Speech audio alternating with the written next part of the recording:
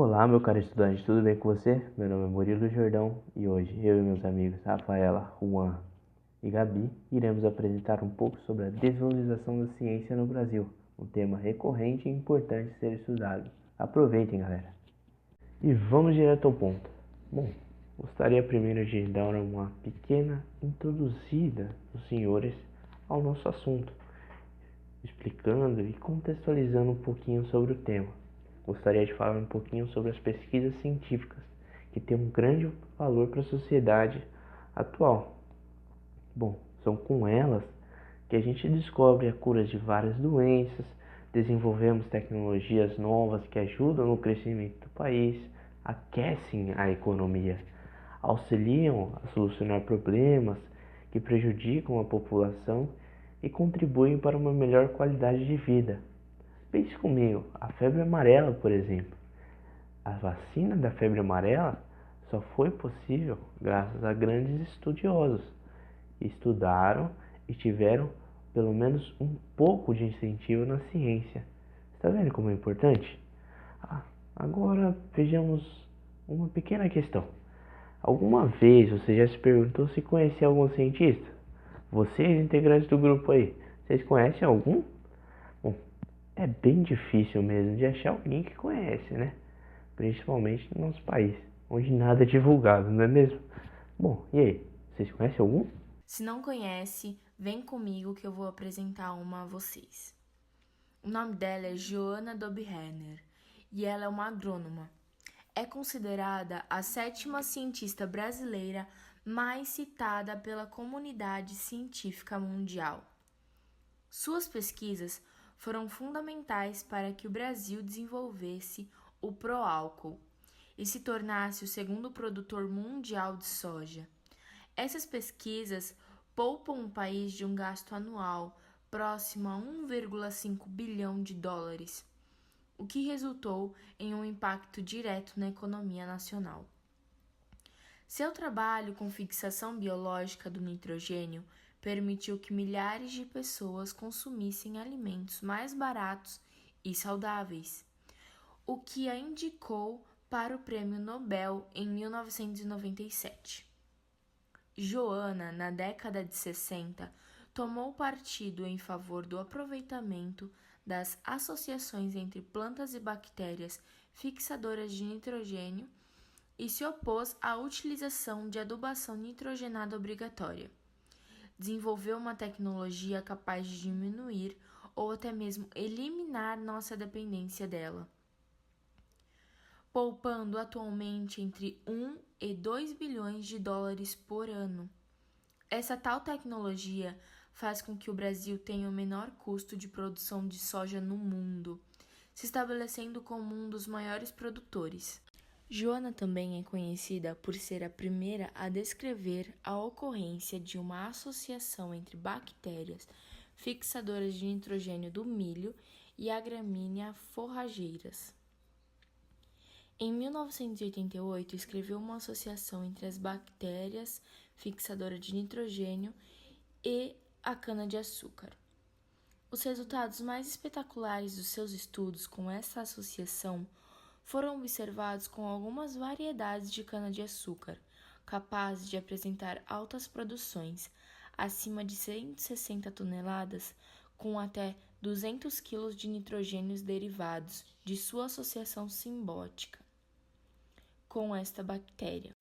Joana, com os seus estudos, levaram à descoberta de 9 espécies de bactérias fixadoras de nitrogênio, associadas a gramíneas, cereais e tuberosas.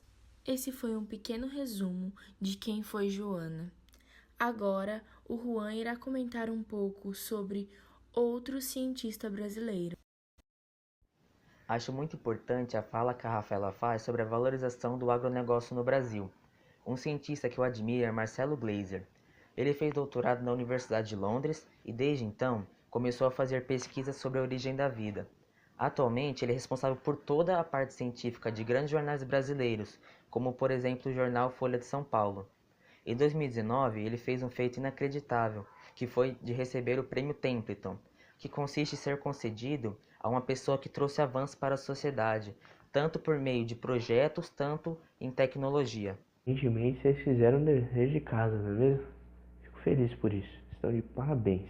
Agora vejamos mais um, dentre as centenas de outros cientistas que temos no nosso Brasil. Ficou até difícil de escolher apenas um. São tantos cientistas e tantas contribuições incríveis que eu fico até bobo. Como que eu não conhecia isso do nosso país? Vejamos um exemplo. Se você for picado por uma cobra, o que você faz? Com certeza você vai correndo para o médico para ele tentar te salvar. Bom, você vai agradecer ao médico? Sim, com certeza. Mas você deve agradecer a quem estudou e produziu esse soro. E nada mais, nada menos foi Vital Brasil. Ele foi um pesquisador médico e sanitarista que desenvolveu o estudo das toxinas para criar o soro antiofídico, que salva a vida de milhares de brasileiros picados por animais venenosos, como escorpiões, aranhas e cobras. Ou seja, quantas pessoas já não foram salvas por esse medicamento e jamais agradeceram aos estudos desse homem? É isso que está acontecendo no Brasil atualmente. Não se trata apenas de orçamentos, não se trata apenas de investimentos, que obviamente são importantes também, mas também a nossa comunicação entre a sociedade e o meio acadêmico. Quando a população busca mais conhecimentos, ela busca cada vez mais os nossos cientistas, começa a cobrá-los. Isso acaba recaindo no governo, que deverá incentivar cada vez mais os nossos estudos. É nítida a diferença entre países que incentivam a educação, incentivam e priorizam, e os que deixam um pouco de fora esta pauta. Cortes em ciência e educação são parte de uma estratégia populista dos governos, que preferem investir em áreas com maior visibilidade. Essa estratégia é um paliativo que oferece resultados rápidos, mas passageiros. Após algum tempo, a situação se reverte no estado original e um novo ciclo de gastos públicos se resume sem solucionar o problema. Enquanto isso, a melhor forma de resolver os problemas e desafios do nosso país é deixada de lado. Diversas nações envolvidas, como a Coreia do Sul e a China, já demonstram que educando, capacitando a população e investindo em ciência e tecnologia são opções com um custo-benefício muito superior. Foi isso que eu quis dizer. Alguns dados devem ser apontados sobre os gastos com a educação dos brasileiros. Em 2019, 30 bilhões de reais foram direcionados ao ensino superior e 16 bilhões apenas ao ensino básico. Em 2020, 22 bilhões de reais foram direcionados ao ensino superior e apenas 12 ao ensino básico. Eu acho necessário o corte na parte da educação, tendo em vista que vários políticos não sofreram mudança nos seus salários, mas esse não é o ponto que eu quero tratar. O ponto é, por que temos mais investimento no ensino superior do que no ensino básico? Para mim isso não faz sentido algum e beneficia apenas os alunos das escolas particulares. Por esse motivo, deveríamos investir mais na nossa base brasileira. Concordo plenamente com você, Juan. Precisamos mesmo ter um investimento maior no nosso ensino básico. Afinal, sem ele, nunca chegaremos ao ensino superior.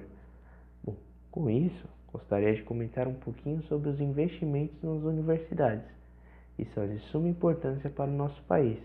Eles trazem um retorno acadêmico e econômico também. A exemplo disso, irei comentar um pouquinho sobre a Unicamp, uma universidade brasileira de Campinas. Agora veja a seguinte manchete no próprio site da Unicamp que eu achei. Abre aspas. Faturamento anual das empresas filhas da Unicamp chega a 7,9 bilhões de reais. Fecha aspas. Realmente, é muito bom esse retorno que as empresas filhas da Unicamp trazem.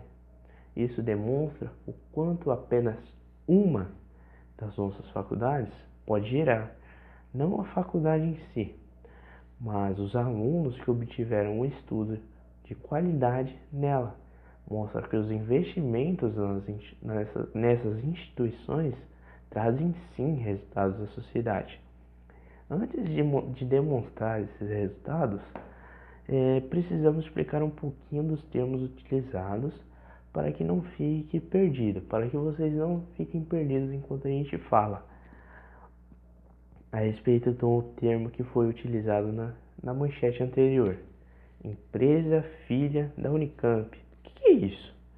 Um mapeamento da InovaCamp identificou que 95% das empresas filhas foram fundadas por alunos ou ex-alunos das universidades.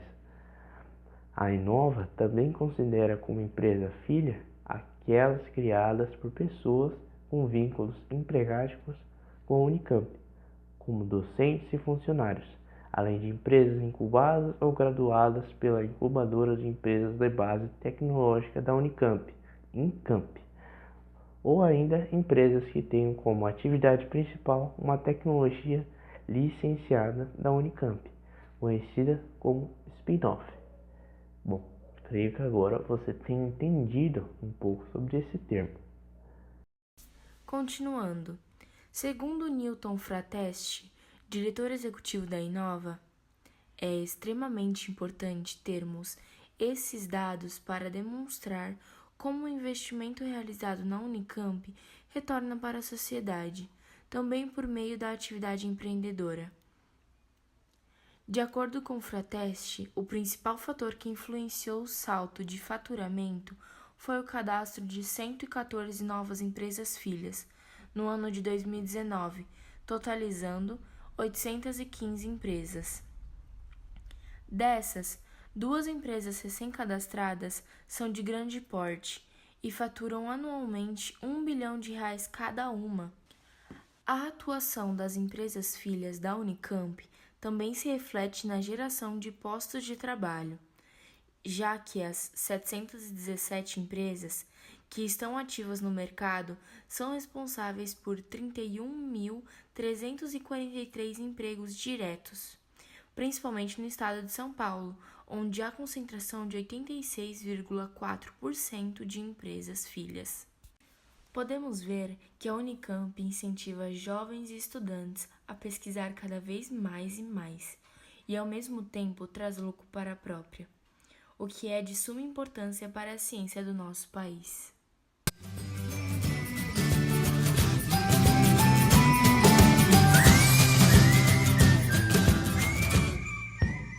Agora, meu caro ouvinte, gostaria de comentar um pouquinho de uma dessas empresas. Falamos que elas geram empregos, têm grande relevância, mas agora precisamos de um exemplo, não é mesmo? Bom, estávamos comentando sobre a Unicamp, mas não podemos deixar de lado a nossa grandiosa USP. Para quem está imerso no mundo do empreendedorismo, o termo unicórnio já é um velho conhecido. É como são chamadas as startups avaliadas em US$ 1 bilhão ou mais. Quando o conceito foi criado, em 2015, essas empresas ainda eram raras e somavam apenas 40 em todo o mundo. Até março, a plataforma CB Insights contabilizava 326. O unicórnio é uma figura mitológica, mas já se tornou realidade aqui no Brasil. Em fevereiro, um levantamento da plataforma Distrito em parceria com a KPMG apontou que o país contava com 6 empresas unicórnios estabelecidas como a 99, a Nubank, iFood, Gympass, Stone Pagamentos e Arco Educação. 4 delas têm entre seus fundadores pessoas formadas na USP. Vou comentar um pouquinho sobre o iFood. Alguma vez você já se perguntou quem teve essa maravilhosa ideia? Brasileiro não tem limite mesmo. Se estamos com dificuldades, sempre damos aquele jeitinho. E não é que esse jeitinho deu certo? Hoje o iFood é a maior empresa de delivery da América Latina. Tem ideia do quanto isso representa? Realmente um absurdo. Segundo o site InfoJobs, uma plataforma web mobile, a empresa está presente em 80 cidades, em 80 cidades, com mais de 5 mil restaurantes ativos.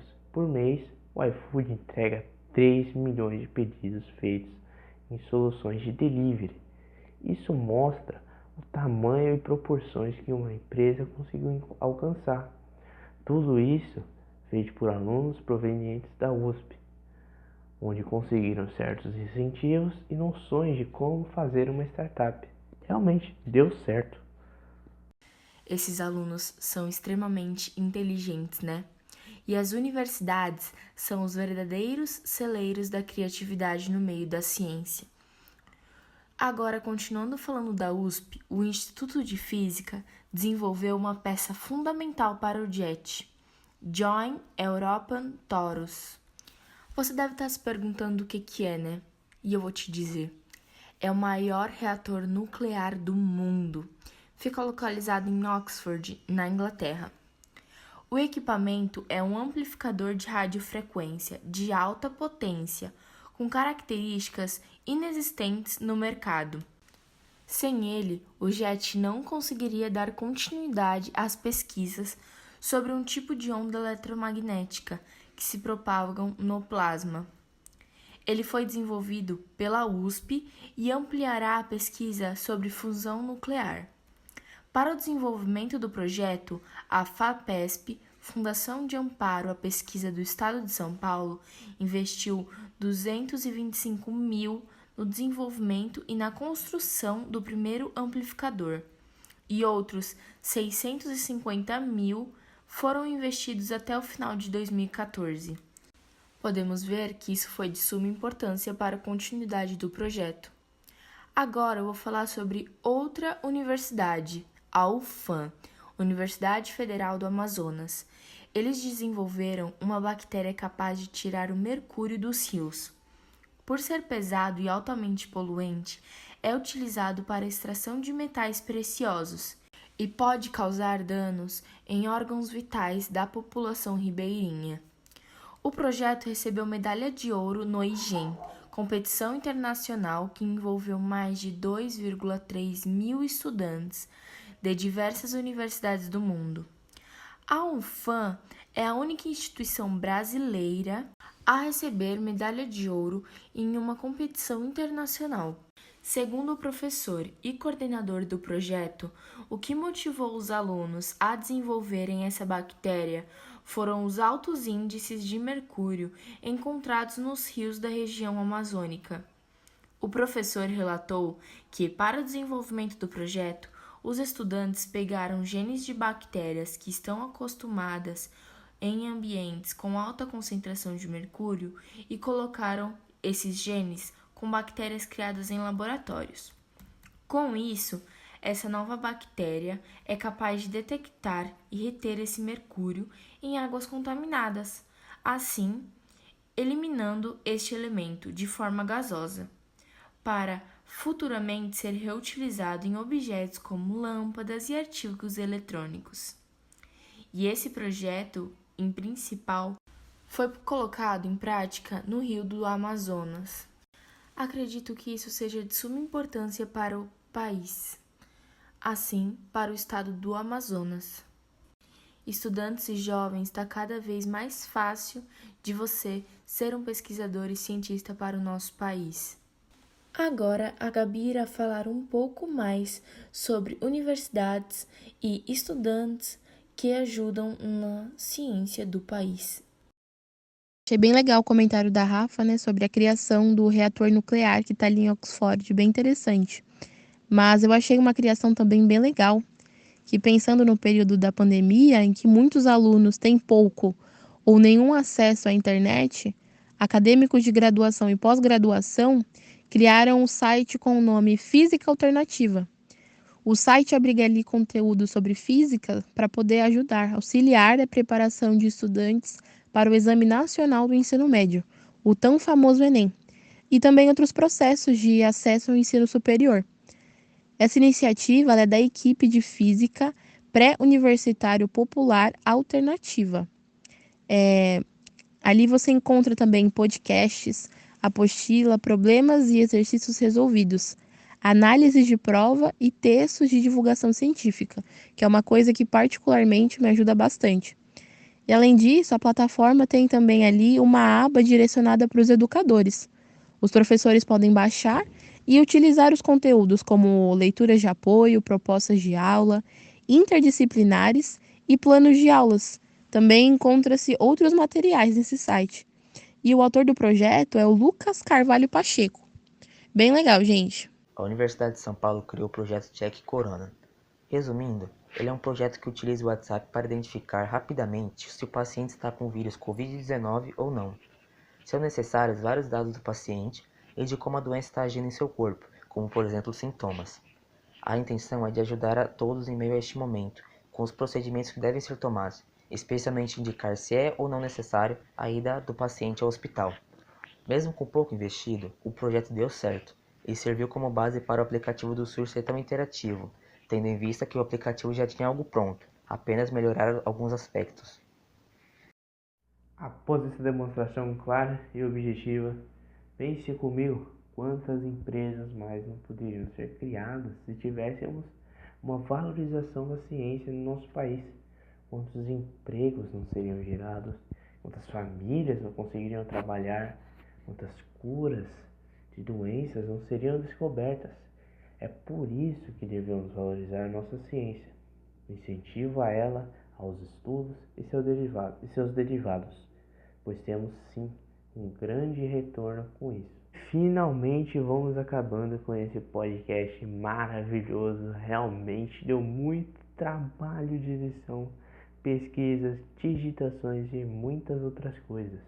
Espero que tenha gostado e entendido o quanto podemos mudar o nosso país, investindo na nossa ciência e compartilhando, para que nossos cientistas também tenham mais vontade de descobrir cada vez mais coisas para o nosso país. Atualmente, o Brasil vem passando por uma pandemia. Não só o Brasil, afinal, pandemia é um termo mundial. Fomos um dos primeiros países a fazer o sequenciamento genético do vírus Covid-19. Haja visto que precisávamos desse sequenciamento para iniciar os estudos para a vacina. Embora estejamos fazendo o nosso melhor, caso tivéssemos investimentos ainda maiores, anteriores obviamente nas universidades, com certeza teríamos um desenvolvimento muito maior na busca da vacina e cura desse vírus. Agradecemos a todos pela atenção e até a próxima!